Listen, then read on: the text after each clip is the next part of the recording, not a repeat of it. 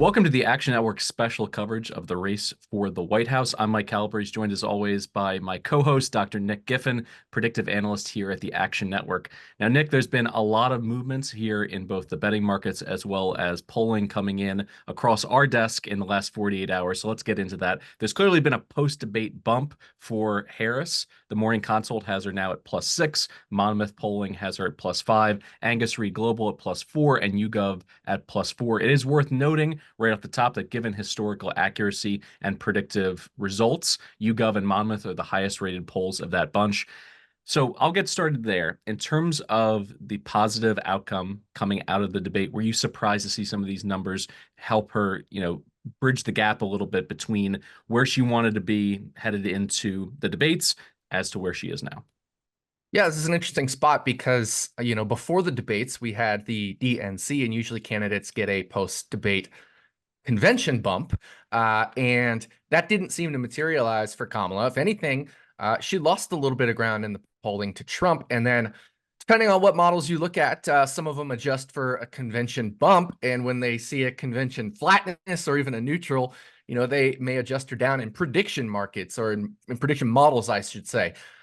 So I did expect, based off of the debate, which public polling shows she clearly won. I think from all the major high quality polls, she won. I did expect the post debate bump, but we've seen some pretty big numbers. I mean, you mentioned some 4s, some 5s. Big Village put out an 8, but there has been a 1 and even a 2-point poll in favor of Donald Trump. So we can't forget the whole range of polling out there. We like to have what we call these outliers because it does give us an idea of where the nature of the race stands. That's why it's random sampling. And so you will have some on the low end, you will have some on the high end. But when we average it all together, my personal polling average right now has Kamala leading by around 3.6%, which would put her right in between, again, kind of as our last update, where it was closer to 3%, but it would still put her right in between Joe Biden and Hillary Clinton's margins from the 2020 and 2016 elections. There was an interview recently with Thomas Miller, a political data scientist from Northwestern, and he said in that interview, the polls are a snapshot of the past, while the betting odds on sites are more of a map for the future. So polls currently have Harris improving her position, as we mentioned, and her price is starting to follow that trend as well. You can find her at -130 to -140 in the betting market. Would you agree with Miller's assessment about polls versus odds, and how much stock do you put in Harris's betting odds at vis-a-vis, the positive news that she's got in these latest polls? Yeah, polls really are a snapshot. I wouldn't necessarily say of the past, but of the present, maybe. Obviously, when important events happen, and they're a little time delayed, but when important events happen, like a debate, a convention, an assassination attempt, there will be movement in the polls. So we do want to capture that through polling.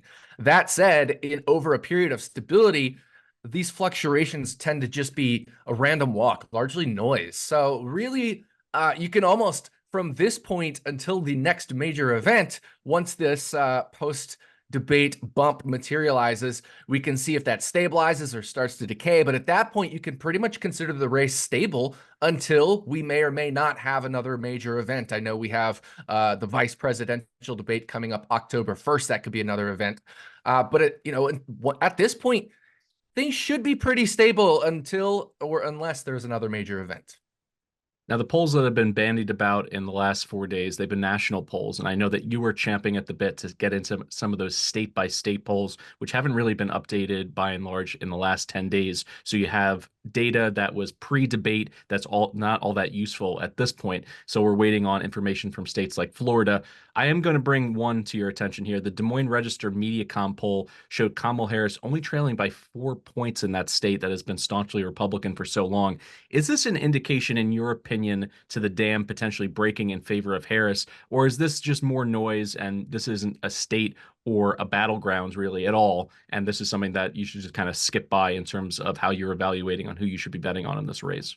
So yeah, this actually is a very important data point for me because Seltzer is, the highest quality pollster in Iowa and one of the highest quality pollsters in multiple different pollster ratings. So a 4-point difference after the debates, or partially before and partially after, I should say, the debate, is a very important data point. It shows this race tightening because My polling average has this around a 7 to 8% race, but this one certainly is pulling in the direction of meaning this would be a lot closer. And if Iowa ends up at around 4 or 5%, then that should portend very good things for Kamala in other potentially battleground states, maybe your Floridas, potentially your Texases. But really, what it means is states like Pennsylvania, like Michigan, and then to a lesser extent, North Carolina should be possibly and probably in her favor. Now, North Carolina doesn't quite have the same demographics as Iowa, but in that more Midwestern, region there, it certainly could portend very good things for Kamala. Speaking of the Sun Belt versus the Rust Belt, Ronald Brownstein of CNN reported that there's been clear statements in terms of the priorities of these separate campaigns. The campaigns collectively have spent more than $120 million on ads in the three big Rust Belt battlegrounds, and they have more so than they have in the four Sun Belt states that they're contesting, which would be Georgia, North Carolina, Arizona, and Nevada. So my question here for you in terms of where you believe this could be a canary in the coal mine for Trump or perhaps a bounce back opportunity for him, are you putting more stock in the polling that's going to come out in the next week or so in some of the battleground states in the Rust Belt or in the Sun Belt?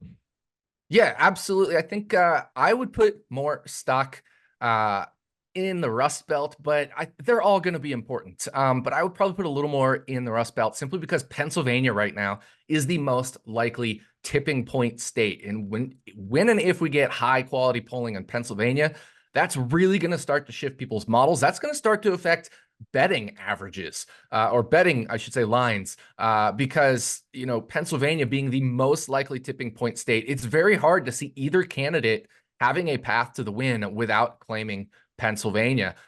So this is going to be a spot here where I'm looking for polling in that Rust Belt much more so than in the Sun Belt, simply because even if we get polling in Michigan, like I said, or Iowa, those things will tend to correlate better with Pennsylvania than a poll in Nevada or in Arizona. So I think for me, it's a little more interesting to see the Rust Belt. And if you're trying to get ahead of betting markets, maybe really analyzing Pennsylvania and its most correlated states would be one way to do that.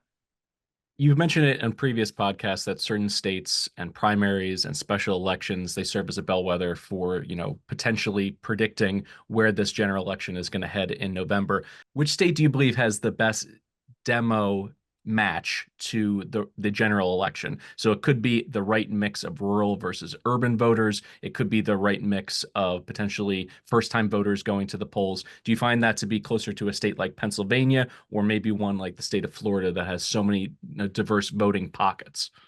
Yeah, I would look towards North Carolina, simply because I think, North Carolina has a great mix of a lot of different demographics. It's got Hispanic voters, it's got Black voters, it's got the white, educated, suburban vote, which swung from Trump in 2016 to 2020, really toward Joe Biden.